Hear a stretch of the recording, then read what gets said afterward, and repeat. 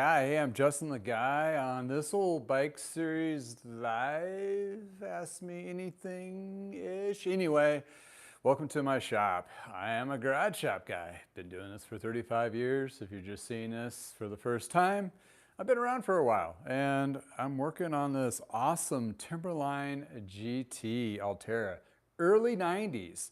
Yeah, if you're into older bikes and fixing them up and that kind of thing, well, you found the right place. In addition to, if you're looking for other bikes that are pretty decent and a little bit newer, like 2000s and I would say 2010, especially in the more of the recreational road bike, or casual, that kind of riding, this is also a place to be as well. But just wanted to do a feature on what's in my stand today, which is this guy here. I'm going to talk about it while I work on some of this. And yeah, let me finish setup here so I can visually see people's questions if they do type in. Okay, yeah, my laptop's right over here. Again, I am Justin the Guy, and my lighting in here is not the greatest. So what I'm going to do is I'm going to pop the garage door, right? Got to push a button. Be right back. So being in the garage, this is one of those things where it's southern facing and I get a lot extra light as you're seeing as the door opens. So that does kind of help with a lot of my stuff. But so then it's weather permitted. Luckily enough, I live in Colorado. Therefore, I have the opportunity to have a lot more sunny days than a lot of other people. In any case, well, thank you for hanging out with me. I wanted to talk about this GT Altera GT Timberline. Well, it has a triple triangle design, which is pretty cool. GT was kind of known for its triples back in the day. And the idea behind that was doing a little setback on the seating position. And it's actually being, well, GT's still around, but it's also being kind of copied later. Recently, Trek has copied it. If you notice, their new Madone kind of little notch out road bike. Not necessarily their mountain bike, like hardtail mountain bikes are kind of being sunsetted into some level. They still make them, but it's not as popular as the full suspension. So you're not going to see a lot of tech put into the rear or hardtail frames. I mean, they still make them do some cool things and that kind of thing. But talking about the GT, how it is offset, this triple design kind of tilted the sitting position a little bit further back, which puts more weight on the rear wheel for basically climbing. Back in the idea of the 90s was to dig into it. And if you're just joining me, we're reviewing this GT Timberline from the early 90s. And I was thinking of like a 92 or so forth. What intrigued me about this bike, and actually I purchased this for basic, really just for resale, because it was pretty inexpensive, but I went back in time instantly when I saw this bike because it was one of the first generation of bikes that I worked on back in the late 80s, early 90s when my parents and I had Parker bikes. So therefore, I knew this bike pretty intimately back then, and it had some cool things about it. But in addition to where I saw it was actually at a Goodwill, believe it or not. And it was just dusty, and giving a further inspection, looking at it while I was there, is like, this thing, I don't think has been ridden really much at all. So I had to upgrade on the front brakes, and I am shooting a video currently while working on this, so that'll come out in a later date. But I just wanted to kind of feature what I'm in for right now and kind of stumbling. Basically, you can pick up a pretty inexpensive bike at Goodwill and some other places too, but buyer always beware, because when you're looking at anything used, especially when it's sold at a pawn shop or a Goodwill or what have you, you may not know any history of it. So there's going to be a lot of questions and maybe an uplift, and it might be more than you want to put into it for sure. But this one, with the eye I have by looking at used bikes all this time and actually knowing this bike intimately new back in the day in the 90s, that does date me quite a bit. I've been in this for 35 years, and it's kind of interesting. But looking at this, the nuances, what was one of the major issues that we were having in the, I would say, 93 to 95 was these STI shifters. These particular shifters, I'll give you a little bit of a close-up on this. These little shifters were basically the beginning of the beginning, like the thumb rapid shifters instead of the top bar shifters back in the day. And this is where the SIS, Shimano Integrated Systems, became more of the forefront of the standard shifting. Grip shift, or ergo shifters, which are known today, were becoming more, or actually launched in the mid-90s. And that's where you had the grip shift, which turned to the SRAM, which they sunsetted and went back to the trigger shifting. But this is where the trigger shifting came into play. And what was interesting is a lot more forward, a lot easier to look at, understand how it worked. The shifters today are like compact, and you got like 30 years of innovation, complication, whatever you want to call it. But this was a little bit straightforward. But I do remember in the pawls here where it catched, they would, the metal itself would wear out. And this one did have a sticky front shifter. It was not moving at all. So taking it apart to this level gives me the ability to first put it in ultrasonic cleaner and just blow out all that gunk using carb cleaner or brake cleaner to kind of help loosen it up, and using simple green in my tank to kind of, and the heating element to really reduce, clean that up. I mean, look at that. It's like pretty much spotless inside. And it was still having a little hang-up issue because I think the springs are not as, well, I don't think they made the springs really strong on these initially, where it didn't push down. But after flushing it with hot water, I was able to get this guy to at least respond a little bit better. And after putting maybe some Tri-Flow Superior lube on there, will help it come into play. Also in mind on these is, you want these shifters to work without any cable tension on it at all, on its own. But once you do apply that cable, the derailleur itself, this one would be the front derailleur. The front derailleur has a, it'll have its own spring or tension, right? And it's going to pull that cable, so it'll help the shifter or aid the shifter to downshift, which would be to the smaller cogs, not necessarily going up and catching. So we'll see how this thing lives and holds up.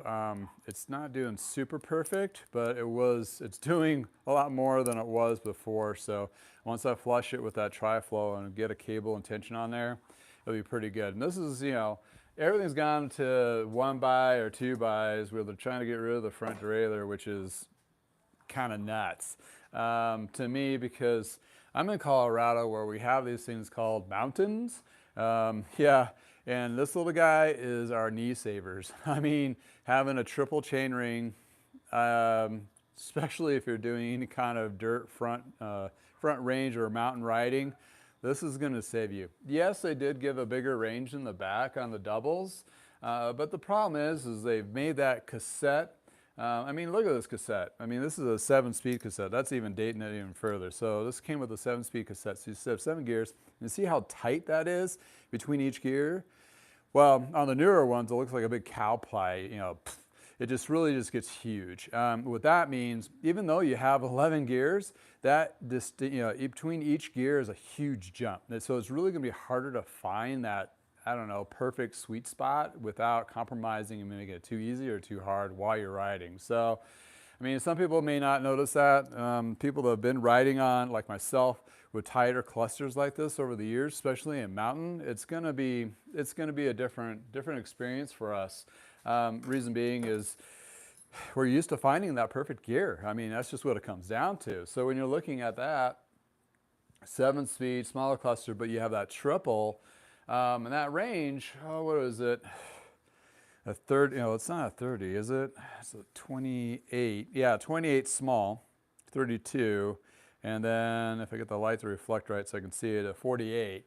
So, I mean, it is still pretty low, but it does have a little bit higher. 48 compared to road, it's 50, 52. So you can still ride this on pavement. I mean, and really, here's the kicker. This bike was really designed not necessarily for off-road.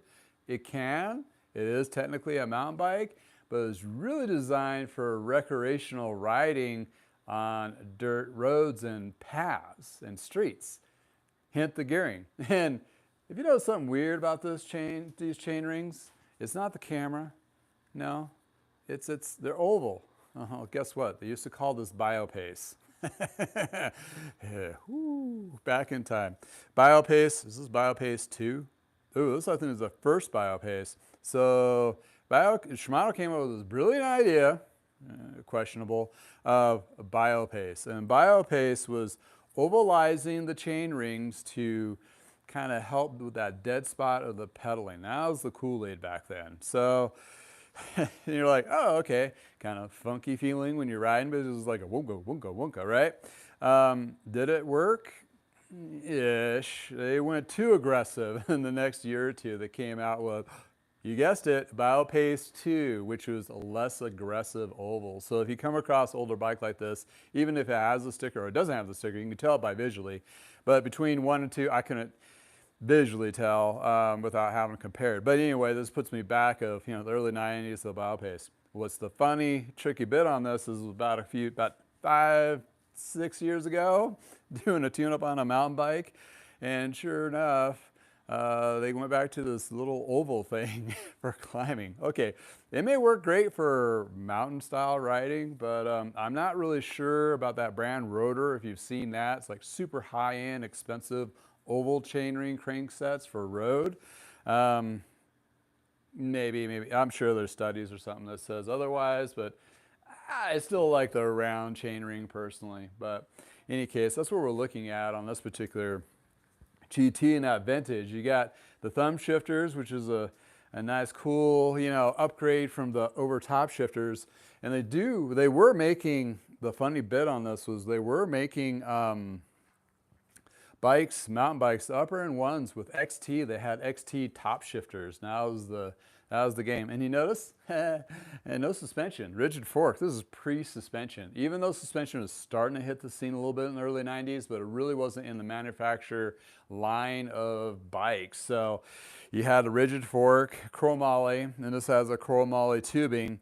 It says tubing. It didn't say main tubing, so I'm assuming maybe the rest of it's chromoly. So that was the other weird, tricky bit, is the chromoly would be just like the main tubing, and then the rest of it would be steel. So whatever they can do to put on a sticker, really, that's what it came down to. And these were made in Taiwan.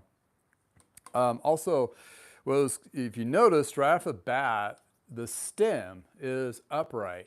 Okay, this is a kind of a period piece, and this is one of those reasons why I grabbed this bike, because back in the day, we would do a lot of stem conversions, just like this. Reason being is the first generation of Schwinn's and Treks specialized bikes that came out had this lower profile stem to put you out, and some of them were honking long, like 130 to 150 millimeter length. I mean, pew, sticking you out there.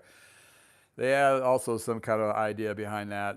Since then, everything's shortened up quite a bit. But we were doing a ton of conversions on mountains, also on road. And if you come across Craigslist or Facebook Marketplace road bike when it has this honking stem that brings you up with a cable through it, yeah, that was the indication. We were doing a bunch of conversions, but the biggest complaint right out of the gate for recreational riding is nobody wanted their butt to be above their head. That was for professional riding and mountain biking, racing, as well as road. When you're looking for just bike paths, riding with the kids and so forth, people want to be upright. So we had these upright stems, and they were, I remember, they were $19.99. I mean, they weren't that expensive, but the tricky bit was all this cable and housing. Yeah, you see where it gets too short just to swap it out. And a lot of the cable brakes, which is these cantilever brakes, had a cable housing stop in the stem itself, not as a bridge piece here on the actual headset adjuster. So with that being said, we'd had to do a whole pretty much cable and housing swap and mess like that, and just to get the stem to come up more upright and that kind of thing. I mean, I did 100 of these, easily hundreds. And our shop probably did, well, I'm sure we probably did about 500 or 600 out, 100 of them during that time of period of just doing conversions. Well, lo and behold, GT listened to the actual customer, and this is back when, they were listening. I mean, the companies were trying to figure out an edge. What was the demand? They didn't have the internet back then, so they couldn't do all their market research. They would actually have to go in the shops and ask bike people like us, like, what are you doing we're doing a lot of these. And so what GT decided to do, and GT is Gary Turner. That's the guy's name that came up with GT. Known for BMX. Let's put that out there. The BMX line was known for up there with Mongoose, and some of the Schwinn's were still hot at that time. That was when Schwinn was still owned by a Schwinn family. And that's when, the BMX craze. So BMX was pretty popular in Parker, where we were at, in Parker Bikes. There was a couple tracks. And therefore, GT and Mongoose was the two lines that we carried that had BMX lines and decent mountain bike lines. And they were listening to the company and going back to the stem, they're like, oh, we'll bring these up higher. Well, what's kind of cool is they're painted the same as the rest of the bike. So what was really nice about fitting these on the sales floor, we would build these up, of course, at the highest level, because this cable would change if you changed the adjustment, and then you'd have to put a new cable on there if it was too short. Well, we would put this at the long to the tooth type cables and housing, so we can do the adjustment. You can always go down. You always put it at the highest top mark when people went for a ride. And then we do a test ride, and they're more upright position and more comfortable. So between being more comfortable, set more forward back on the actual triple triangle design, those are kind of the benefits that made them clearly a difference between the Mongoose line that we carried as well as the Treks that we carried. So the Treks maybe had a little higher stem, but not as aggressive as this. Another fun little fact is GT was sending little, what we call them, boogers in the bottle. They were actually touch-up paint that matched the paint per bike. They put the extra effort of every bike that was sent over from Taiwan had a little sample bottle of it. But the time it would ship, and the bottles were probably porous enough that time they shipped, and hit the bike shop floor, they dried out basically. I think 1 out of 10 still was a liquid, and the rest of them were just like you pull it out and it'd be like this stringy thing of like Elmer's glue or rubber cement kind of thing. Should have got that idea back then. Anyway, I digress. So when you look at this, it has this older canny. Well, this is not the original canny brake on here. So I noticed that when I started taking it apart, I'm like, wait a second. This is the newer canny versions that you'll see on cyclocross bikes of the early 2000s. And they still have some on currently, but everything's gone over the disc.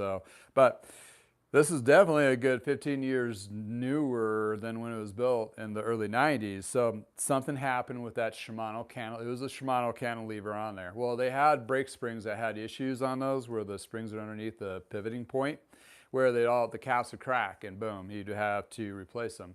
It was a huge freaking recall kind of thing at the time. It was kind of nuts, but yeah, you would order these things and come like 6 different ones to fit whatever 4 models that were affected at the time. But needless to say, somebody had this tuned up or fixed up in the interim of being new, going, oh, the brakes toast, newer enough or more current, let's put it that way, that they didn't have the older cantilevers, but the only cantilevers are on here. Reason why they didn't go to V. Well, these brake levers have a pull to them where they only pull so much cable, and not enough actually to be utilized for V brakes. The V brakes, they do have a aftermarket, what they call a roller, that actually changes the pitch of that cable pull and actually gives you more pull for leveraging with the dial with the little cylinder disc thing on there if you want to convert it. Really not necessarily on this particular bike because it has what they call a U-brake in the back. The U-brake, this is interesting. The U-brakes used to be underneath. I remember the first 5 or 6 Schwinns I built back in 89, 90, when I was just learning how to build bikes for my parents. The brakes would be underneath. Well, greatest place, no, not so much, because that's where all the kick up from all the mud and dirt, and your brakes got contaminated, and it was not easy to get to clean them out or adjust them. So that U-brake was the stronger brake over the Canny, but it was chunkier in chunk. I mean, these things are heavy as can be. So you're looking at that U-brake, right? This thing is like solid chunk aluminum, but it gave you a lot more pull. I mean, this thing, whoop, would have a lot more leverage to the pitch that they have. But you see this very interesting little cabling. I mean, come on. I mean, check that out. It's like crossed like 3 times. And it is internal routing, believe it or not. And they also had what they call, not this model, but a groove tube. They have a groove indentation where all 3 cables would go. So it'd feed into the front door. There's like a year or 2 later when they come with that. But that's your U-brake. And now is actually supposed to give you better leverage, better braking. They actually worked really well. But when they put them underneath, you can see where just contaminants would get all in the way. And man, let me tell you, those are like super hard to adjust. I mean, they were just, it definitely tests your patience for sure. When they brought them up here, it made it a lot easier to access it and to do those adjustments for cables. But this is before V-brakes ever came out. And you know, you see V-brakes, even the cheapest V-brakes now are just hands down better than what was these. I mean, just crazy. But that's the iteration of that change. And the cabling on this, I mean, how complicated to get the cabling? Well, here's another fun fact, is when these came new, all this stuff, majority of a good portion of it was not assembled. I mean, it was not already pre-assembled. So like the cables and the housing, you'd have a kit, cable and housing kit, the pedals, the brakes sometimes were not on there, the skewer, I mean, and the wheel was off, the rear wheel would be on there and the rear derailleur, but none of it was adjusted. So from 1993 to 2024, they now have a bike that pretty much comes out of the box. You do what, 4 bolts and boom, you're on the road and ready to go and pretty close to being fine-tuned. Versus this is like, this was actually manual labor to get these things together. It did take a good, I don't know, hour and a half. If you were new, it'd take a couple hours because the wheels weren't even true either, because you'd have to true these things up because they'd be out of true. And looking at the wheels, this is a single wall aluminum. I mean, this is where they were getting to aluminum rims and aluminum hubs versus steel. So anyway, the video will feature me doing a repack. I didn't have to replace the bearings and everything. They were still, I pulled them out and clean, and it's like, okay, I just re-greased them, so repack. Also, the bonnet bracket did the same thing. It should fill out pretty smooth. So looking at the bike condition, it's still in pretty much, I would say, fairly new condition. As long as I can get that derailleur to function correctly. The front one is functioning just fine, other 7, so therefore that's definitely a win. But you know, it has some goofy gel foam hardened saddle, so I got myself a WTB traditional saddle that's for pretty close to the vintage on that, and it does need a new chain, but it's a little rusty just sitting, so I'm going to be putting a SRAM 870 on there. But in any case, that's kind of crazy where the iterations of mountain bikes have changed, but yet the fitting, they had something, right? They had something back then. And the case in point, I would say about 80 to 90% of the bikes that are being sold are for more recreational riders, right? You're talking about people who are just doing their recreational bike path, right, with the kids. Maybe they do a little more serious riding, but still it's going to be comfort is more of the factor than performance because they're not racing. Even though if they do some novice racing, they're not going to want their bike to be uncomfortable doing 20 to 50 miles. So this is where they really had to hit it. They hit it right on the head. Like we sold a ton of these. I mean, with the upright and all that. And in current today, I mean, you have your hybrids and the specialized. We have the roll models, which are just like your upright BMX style. I have a video of that in my library. Check that out. It's kind of cool.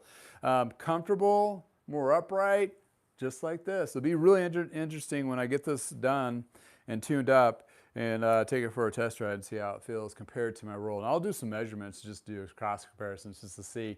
Granted, yeah, 26 versus 27 wheel is going to ride a little bit different, but all in all though, I mean, I think the comfort factor is going to be there. But the drawbacks on these though is like the stem manufacture. You can still find some retro parts, even some new that you will work on this. But it is a 1" versus an 1/8" headset. But the bottom bracket is a 68 shell, so if you wanted to switch out to a newer crankset, you can. Suspension, not really designed suspension. Really, the reason being is when you put a front suspension on these, and if they're not designed for it, it changes the fork rake, and it really kind of weird. It doesn't ride very well. It kind of rides like it tracks differently. So when you add even an old school suspension, I mean, it's not really designed. You can see, I'll show you here, the pitch is gonna be, man, this one's like 5 or 6 inches longer. So that's gonna pop the front of the bike and push that fork rake out further. So don't get that crazy idea like, oh, I'm gonna take that 90 bike and put some suspension on it. And there was a year or two iteration where they'd still come with a rigid fork, but they would put suspension ready, which meant the pitch on here is designed to accommodate that front suspension lift. And granted, the old suspensions, I got one here, that was pretty aggressive silo from RockShox, but they're usually like that much. I mean, comparatively to the other one, it does put you out. Oh, check out all those cobwebs. But this only puts you up about a couple inches. So looking at that, it's really not going to be that huge. And the suspension back then, RockShox was one of the first ones out there. Showa was a suspension from the motocross or motorcycle industry. They were making the DDS2s and DDS3s for Trek, the Black Diamond ones. And yeah, the RockShox, I remember the RockShox Specialized Super Shock or something, or Future Shock. Future Shock, that's what it was from Specialized. That was kind of interesting, right? That was back in the day. I mean, I don't know. I gave you like about 1 inch of travel, 1.5 inches, if that, about that much, if you're lucky. And to offset for the weight, a lot of racers at the time still raced on rigid, which is crazy because fast forward today, a lot of people have gone back to the rigid, but in a carbon fork. So if they would have used the carbon technologies and beefed up the fork a little bit more and put it on a hardtail, they would have been a good 20 years ahead of the time. But the only forks you saw were either chromoly, maybe a couple aluminum, but they never played with carbon with mountain bikes because they were too afraid they wouldn't hold up. Or just the processes and the tech or engineering at the time wasn't just quite there yet.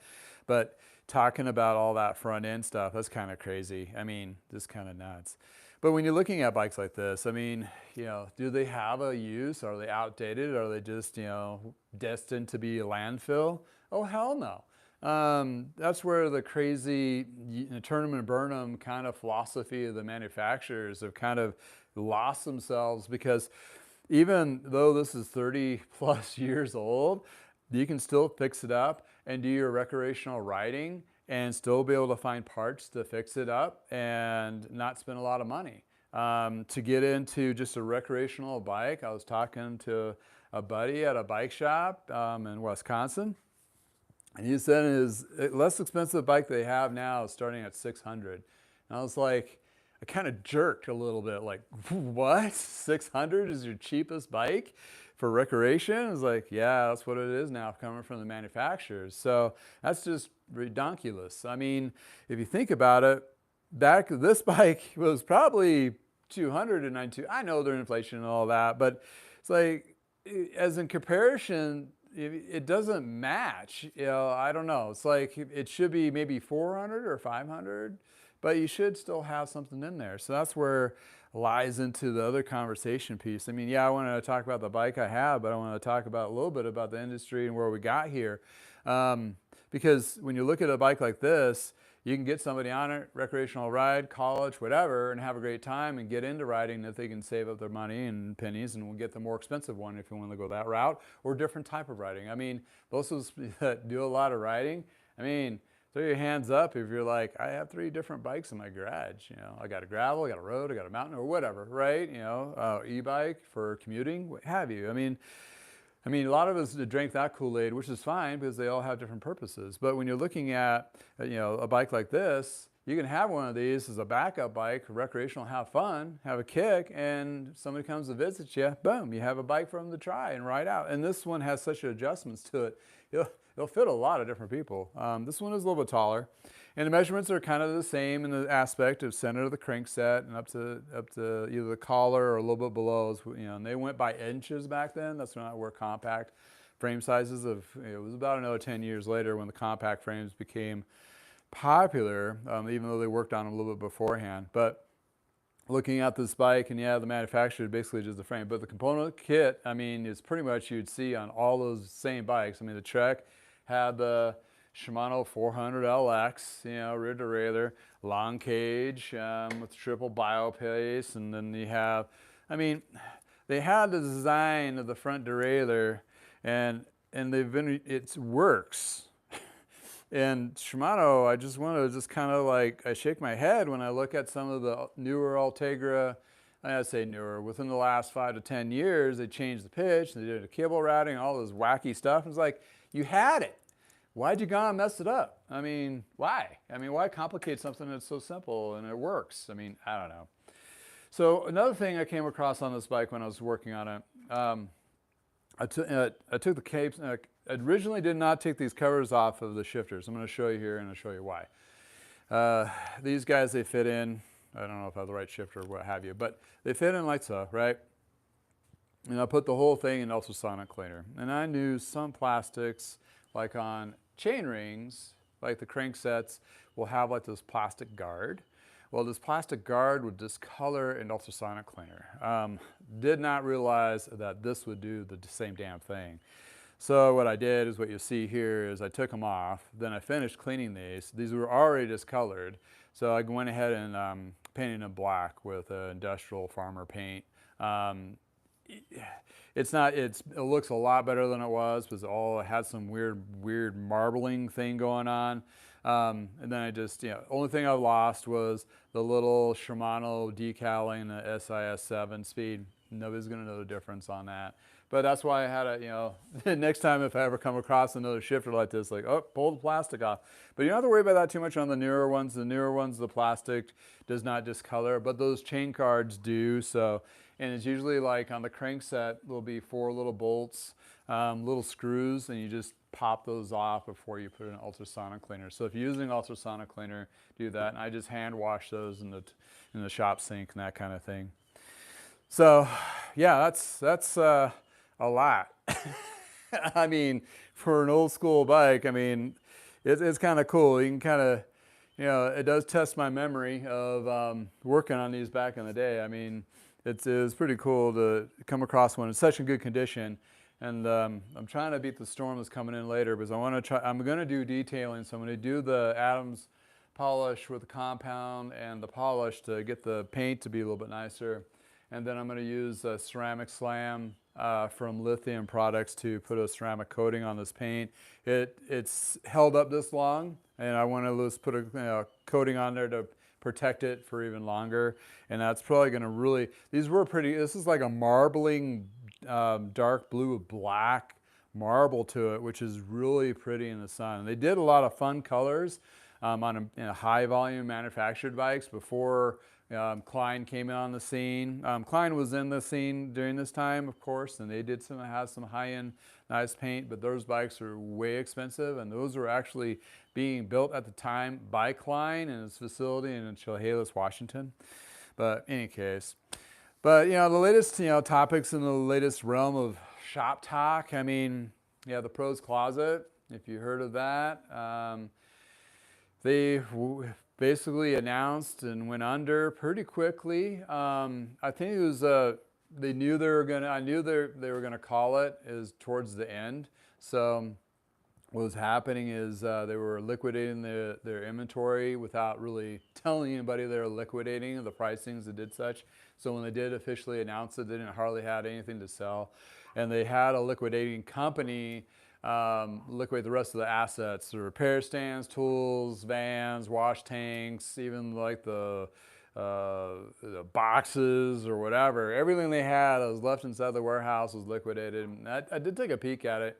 It kind of, first personally, it kind of hurts because seeing that happen and being through that with Parker bikes having to be liquidated in 2001, it just really hits those, nerves like, oh man, so you'll never find me at any liquidation, shop closing or any of that nature because it's just emotionally too hard for me to deal with that. But looking at it online, looking at some of the prices was kind of baffling. Like you can buy some of that stuff like used market cheaper. I don't know why these people were bidding on it, but in any case, whatever. They sold their van and all their stuff. And you'll probably see that if you're in the local market. I'm sure you'll probably in Denver, Colorado or such, you'll probably see that stuff get regurgitated on Craigslist and Facebook Marketplace if they're not being used for a shop or for personal use. So that's one of the big things that came across. Another interesting one was the specialized recycle. I have a video on that. We'll have a video on the Pros Closet too, but the update on that is last Saturday they had the big launch of the respecializing, basically free labor at shops that are participating. Obviously, I'll never get the numbers from Specialized. I'll probably never divulge those. But in any case, that happened. But I saw another article in Bicycle Retailer, which later I'll put a link below, or just go to bicycleretailer.com. Or Bicycle Retailer Industry News, or just type in brain. That usually will come up with a Google search. But they'll have an article there where it's not just a one and done event. It seems like they're going to be doing several ones over a period of time to hit that 1 million fictitious number that they threw out there. I'll swing by at some point and see if it was a fruitful, but basically it was really just a lead in to either do two things: and tune-ups for labor services in October, or sell some bikes. I did pop in prior to that to a store near me because I had to drop off a bike at UPS to be shipped, and same parking lot for me. So I just popped in, and there's no signage of this respecialized, nothing of that of advertising at the store level.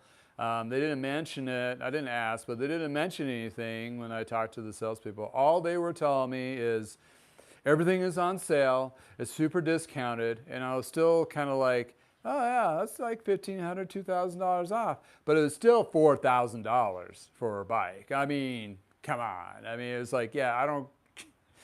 And that's all they had out front was your $4,000 to $8,000 bike. So if anybody walked into their store, it's going to be just sticker shocked and going, this is not the place for me. And holy crap, they would not be very comfortable taking their repair further past that point, because they're already going to think it's like, oh, I'm in the wrong place. They're just going to take me for everything. It's going to be very expensive to have my bike worked on. But in any case, not a good rate representation for walking in the door, and the prices. And also apparently this industry is going really into electric shifting. So we're going to see a lot more, if not majority of road, for the most upper end range is going to go into electric. It's just, it's just going to happen. So that's what we're looking at there. But in any case, that's another hot topic that was going on recently. But looking at the industry in itself, I mean, yeah, we're in a chaos situation. We're going into the fall. What are bike shops doing? The big shops like Trek and Specialized, corporate-owned stores, REI, what have you, they're just trying to liquidate the stuff and trying to get in some service to help them crutch them through the winter. They have deeper pockets, so they'll go through. But at some point, they're going to have to reevaluate and see if they need to relocate or close down some locations, but it's just not viable to do all those things.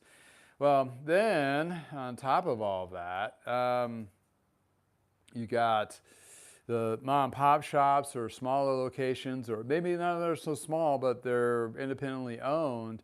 They're going to be rethinking what they're going to need to be doing. What is the demand of the market that I see in my little micro bubble is the prices of used bikes have dropped about 50%. I mean, so what I was selling was what's not selling, and what's selling about half that price is. In other words, for example, if it's $1,000 or $800 I was selling, the ones that are selling now are $400 to $500. So you definitely, the only people that are really buying is that sub $500 market right now in the used. And a new, who knows? I mean, probably not much at all. And then service-wise, that's where the shiner is, because people are buying those used bikes and they're going like, oh, I need somebody to work on them now. because it's not shifting or braking or what have you. So a lot of the bike shops, and that's why this re-specialized bike thing came about, is because the only money they're seeing that's trickling in their stores is service. So they're going to try to capitalize on it as much as possible. I already did that shift a year and a half ago. I mean, I'm like, oh, got to do service, and a lot of it, as much as I can, because bike sales are going to decrease, which they did. So the service has definitely helped me out by leveraging the YouTube channel and leveraging customers to drive distance to have me work on their bikes. That's great. It's been awesome. Other kind of things they're going to be looking at trying to do is extra services. Like for me, waxing is one thing, has definitely been a little bit of a lift. Doesn't make me a ton, but it is definitely a lift or added service that I can do and actually provides a valid upgrade than you don't usually get. It's not really I'm trying to sell blue sky here. I'm like, this is actually a benefit, and for a recreational to a racer, it's definitely a benefit. In addition to, I've really got into detailing frames and making them look pretty initially for resale purposes. But hey, if you got yourself a $5,000 or $4,000 bike and you want to save that paint job, make it a little bit easier to clean, good detailing and a ceramic coating might be something you may be looking for, which I have been noticing in the cycling realm, where they've been adding ceramic coating products and also services out there. So I'm not alone of noticing that the auto industry had something, and we are all kind of like, maybe we can add that as a quiver to our service department to add that extra professional lift than just fixing a flat and adjusting a derailleur. So therefore, you got all those kinds of things that are happening at the shop level front. Well, marketing is going to be the other one. They're going to have to start marketing where the people are. And when I'm talking about people, not racers, recreational riders. Where are they? They're, Facebook, TikTok, YouTube, watching videos like this. Well, these shops, a lot of them, which is kind of funny, you're watching me on YouTube live. I've been leveraging YouTube for almost 2 years now. I've had it before that because I made a video for reassembling the bikes I sold. That's what I was using the platform to just kind of to host that video. Well, 2 years ago, I saw the tea leaves of everything's going to go to crap, and I definitely need to up my game and basically show videos to validate what I'm doing and what I'm working on bikes, so they're not just thinking they're buying some from random company out of nowhere. Well, that's really blew up for me. So thank you for watching this and being part of the community that I'm trying to build and have been building for the last 2 years. So, kudos for you to hanging out and, watch me, stumble through I'm a great mechanic, but I wasn't a YouTuber. So this is the whole thing. This has been a slow crawl. But I actually got to a point where I can put more time into it and increase the quality and produce better videos like this and topics as well. So with that being said, it does take a long time. So when you're looking back to my initial thought was with bike shops, we're like, okay, we're going to look at different platforms.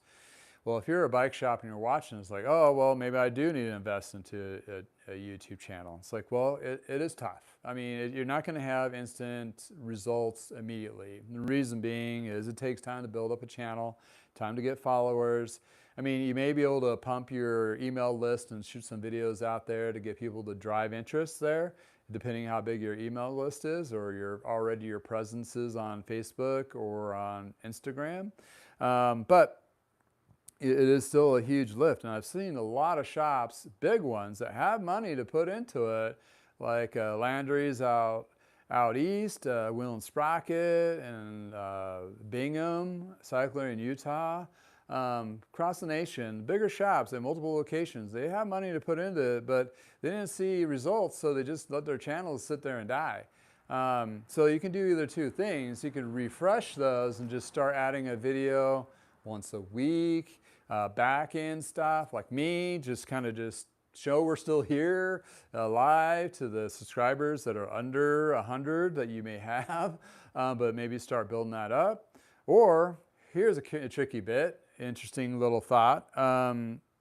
Take those influencers that your customers are currently watching, i.e. me or Bike Farmer or the Pathless Pedaled or any of those that kind of fit your jive. Just do a couple searches on, YouTube, and you'll be able to find maybe an influencer or two that has a pretty decent subscriber base that will definitely have an impactful influence on your customers, and just buy some ad space from them. It's not too terribly expensive, and it's a lot cheaper than building up your own channel. And you can get that plug of a minute, like on here, and like, hey, by the way, check out Will and Sprocket. They actually have some pretty decent used bikes. They go through them like I do. See?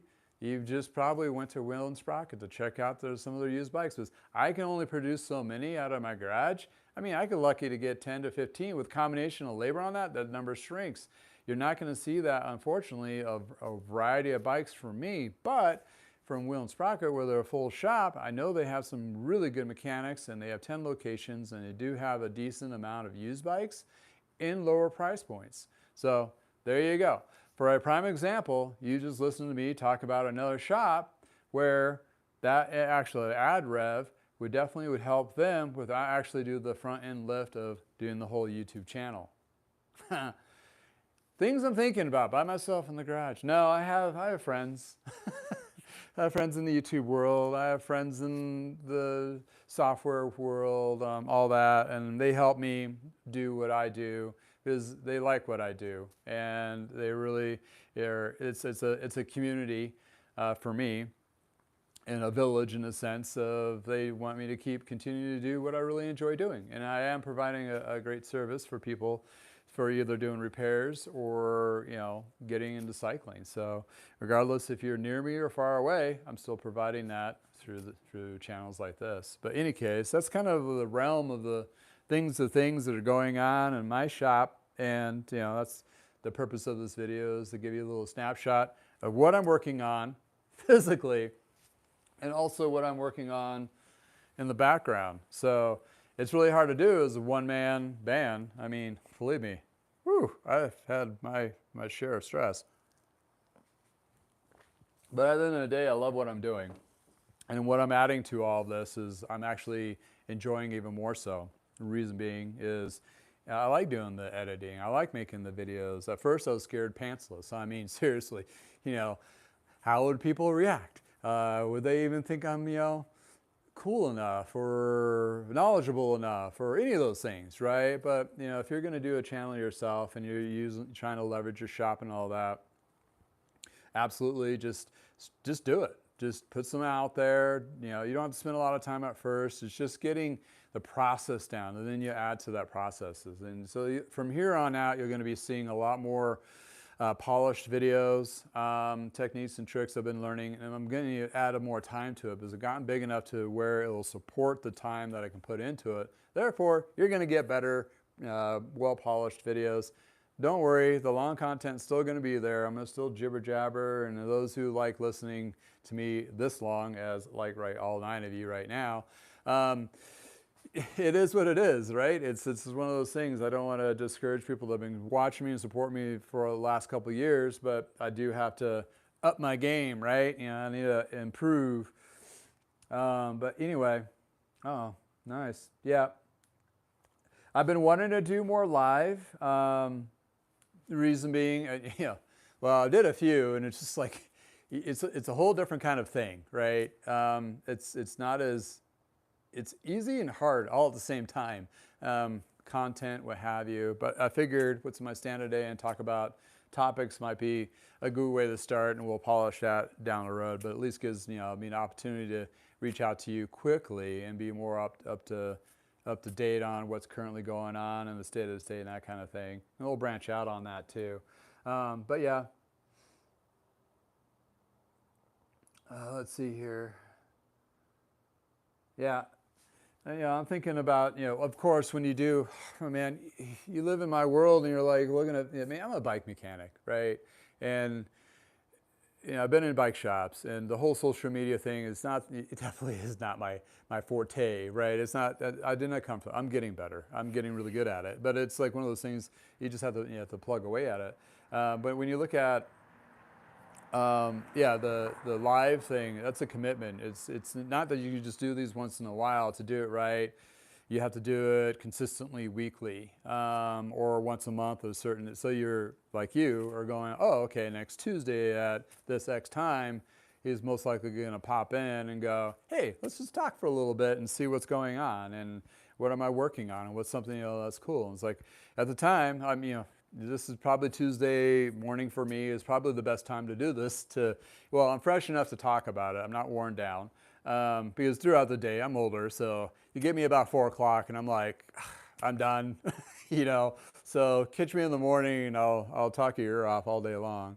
And then, you know, it's usually in the middle of doing a project, right? So, you know, working on a current bike, either of something I'm refurbishing here, or if it's something that's just, you know, a tune-up or whatever I'm tinkering with and messing with. But yeah, looking at the current state of the state and what YouTube has done for me, and thank you for watching and thank you for making this channel what it is, because I was able to generate more business, not directly of income straight from YouTube in a sense, like from AdSense or whatever, or affiliate sales. Is basically I've gotten service and also bike sales. I mean, people would see this and then it gets listed, and all of a sudden those particular bikes, just somebody's waiting, you know, or somebody knows somebody. Like, oh, I know a guy that wants one of those from the guy, you know. So that's really helped out on the micro level. And since my overhead is extremely low compared to having a brick and mortar, it gives me the ability to be more flexible and not have to have such a dependency. Well, let's be honest, my wife, she has a really good job. So that helps me, helps you.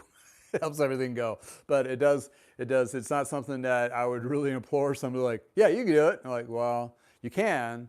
It's going to be a lot of work, and don't expect to make a lot. I'm not expecting to make a lot, but I'm definitely trying to leverage it to be definitely work less, make more perspective like everybody else. But I want to have fun, and I definitely want to have a community of doing it. And that's where doing the YouTube piece of this has really helped me. Therefore, I'm trying to help and reach out to bike shops that might be mom and pop or smaller, or even smaller multiple location shops. Like, hey, how can you leverage this to help leverage your business? Well, for example, let's go back to Will and Sprocket. And that's where, you know, I leverage on them. I know them well. Reason being is that's where my software experience came from, was helping them with their retail toolkit program that helped manage inventory. Not to bore you, but I did get to know the company well. I got to know the family well. I know their being, what their emphasis are. They have long lines of the same kind of process as me.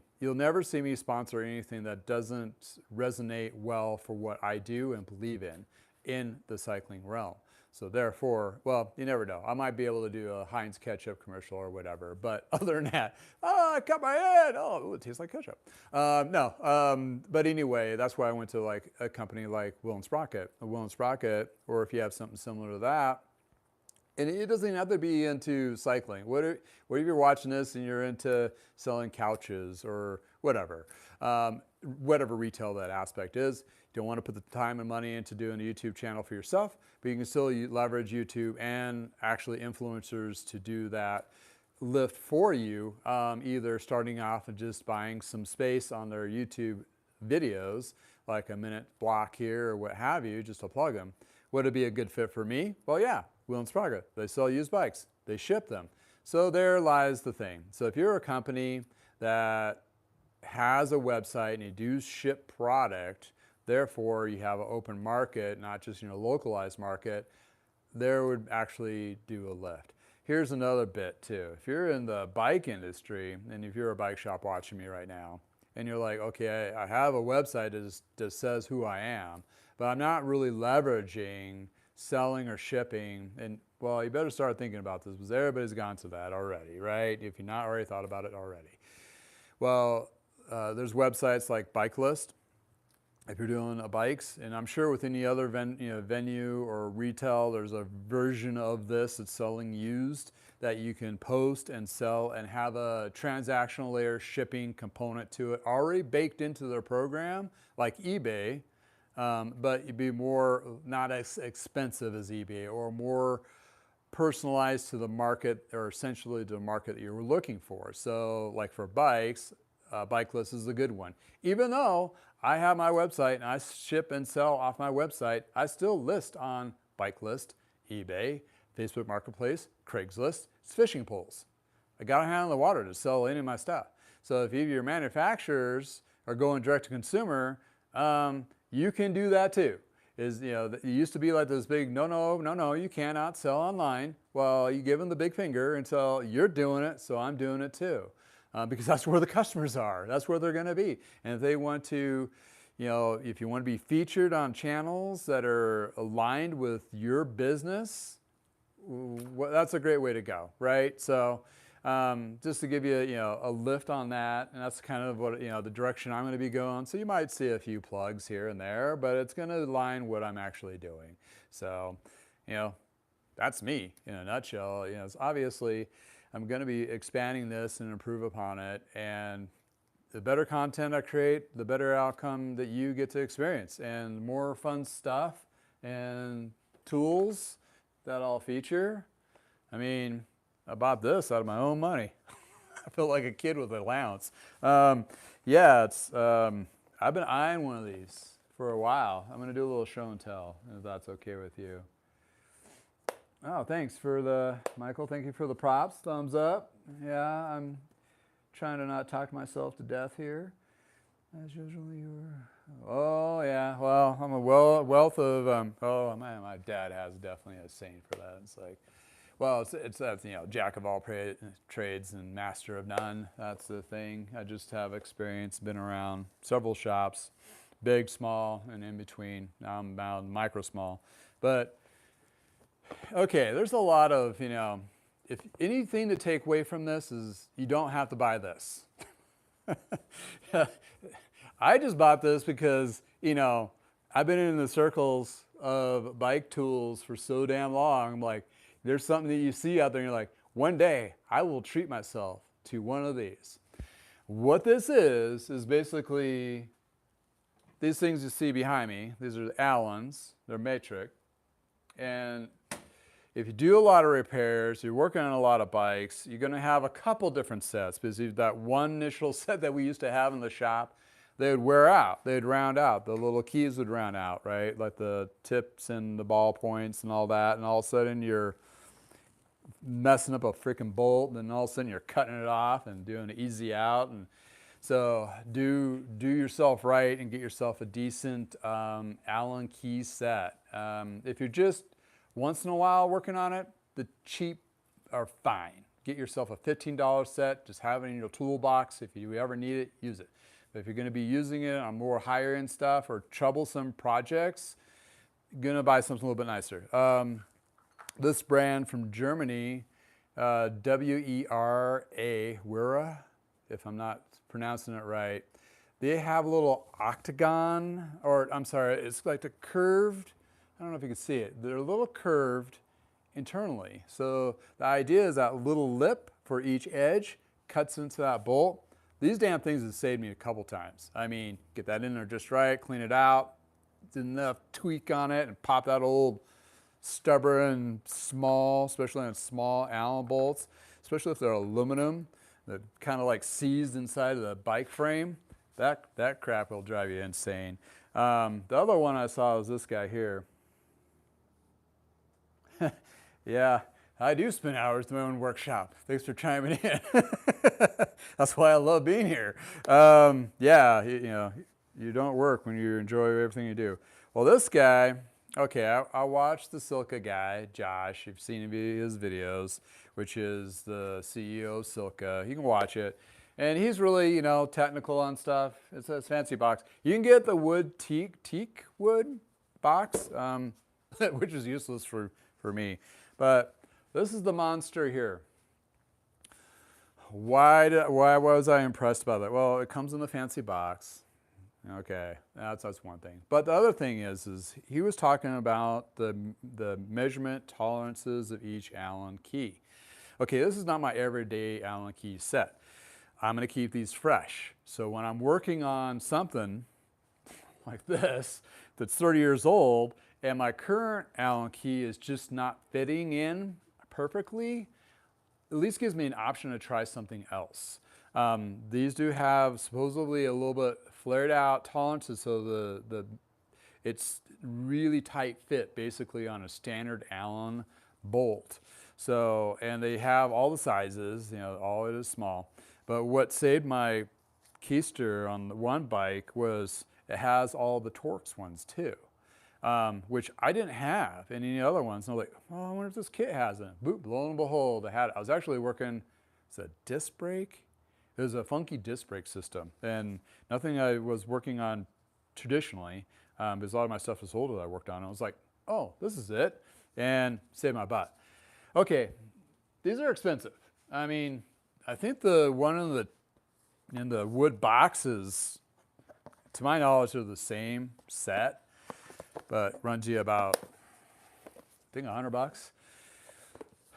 They have sales. Anything Silka, or basically any of those manufacturers, let's put it this way, they're all losing their freaking shirts right now, so they're going to have sales. And watch out for Black Friday. Prelude to Black Friday, they're going to drop their pants and get rid of everything they can. They're giving away the farm. The reason being is they have too much crap, and whatever crap they have is not the right crap, so they have to sell that crap to be able to order more crap to come in that's the right crap. Well, the crap on the top of the crap is you need to move a lot of the stuff. So stuff like this that doesn't move because it's usually overly priced, they already did a precursor in July, I believe, and I'll keep an eye out. Just join their websites, like email lists, and then they'll send you the promotion codes and all that. So here's the tricky bit. Well, here's the trick to the tricky bit. I found out last year some of those companies, like you'll never see Park Tools go on sale. I mean, they're like the Snap-on. If you know Snap-on for automotive, this is the bike tool brand. I mean, expensive shit, but it works pretty well. And to be a professional, you got a blue wall, it makes you look great. But the thing is it's expensive, and especially when I bought all this retail. I don't have wholesale license, so I bought this all retail, and I just wait for either I can afford it or include it into my quiver, or I waited until it, you know, I could get on sale. Okay, so you look at companies like Jensen's USA. That's one of the companies. Also, 365 Cycle. It used to be Planet Cyclery, but they're done, and also Colorado Cyclists. But there's also competitive cyclists. Anyway, join those mailing lists because they will have sales during Black Friday, which is a blanket percentage off on a regular priced item. You're getting, and it's usually deeper than your 10 to 15%. It's sometimes 20 to 30%. If you get 20 to 30% off, like I did on this brings us down to like $40. And I was like, okay, it's, and if you do like anything else with Silka, like their waxes or whatever else, pumps, I don't know, I'm on the fence with their pumps. That's where they actually broke into the scene, was their pumps, or at least my knowledge anyway. But with the hot wax, their waxer and all that stuff, I'd wait till they have that super sale and then wait till Black Friday, and you're seeing where I'm going with this, and buy those things. Or save up your credit card points, which I'm doing right now. I'm like, all right, what do I got to spend? You know, so utilizing, you know, my general spending of my business is points, and I'm going to put that towards tools, which is technically another write-off, so it's a win-win.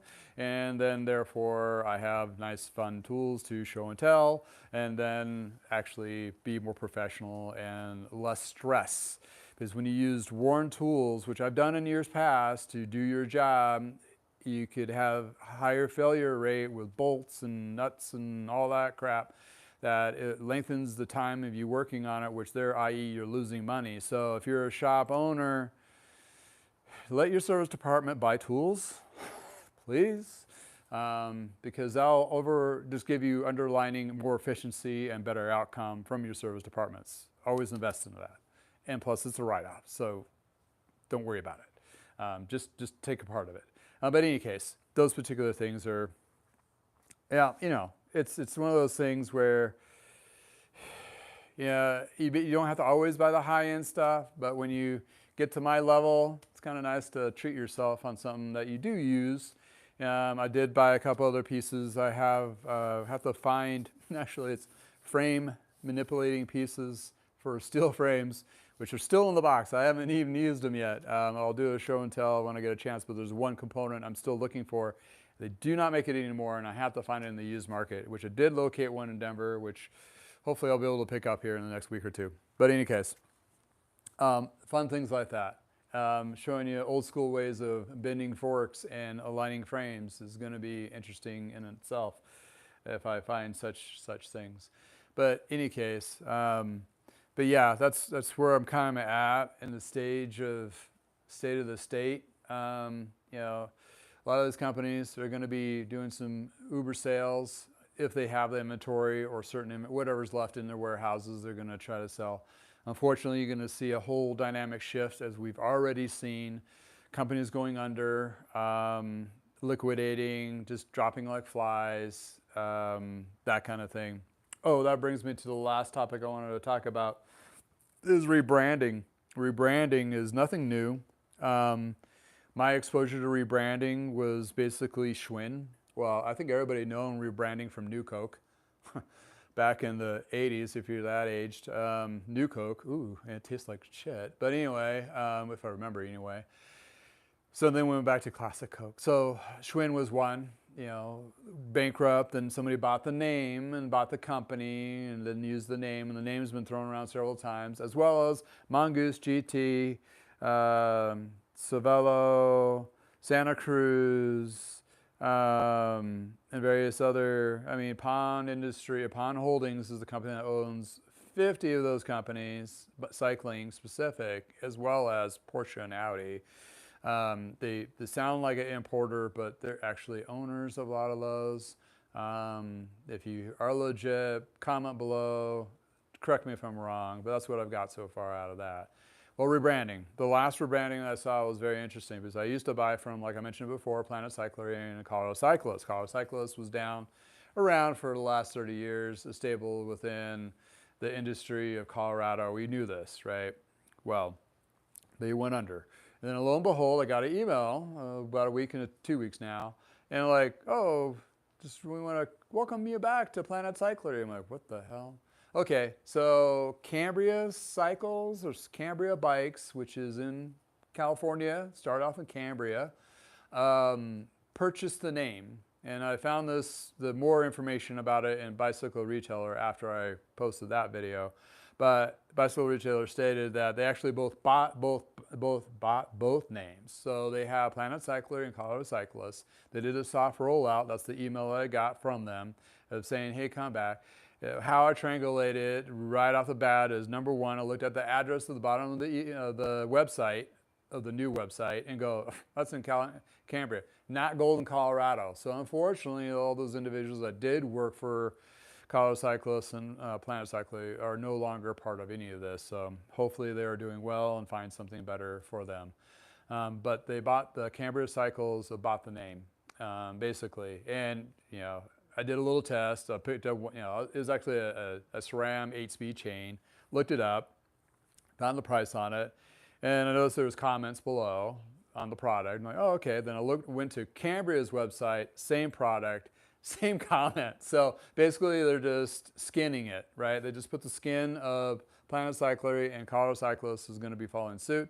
Reading the article, though, from Retailer was very interesting because Cambria Cycling was known for more of the mountain bike scene kind of thing over the years. And oh, side note, been there. Oddly enough, in the 90s, I was on a road trip with my now ex-wife, how they say it right.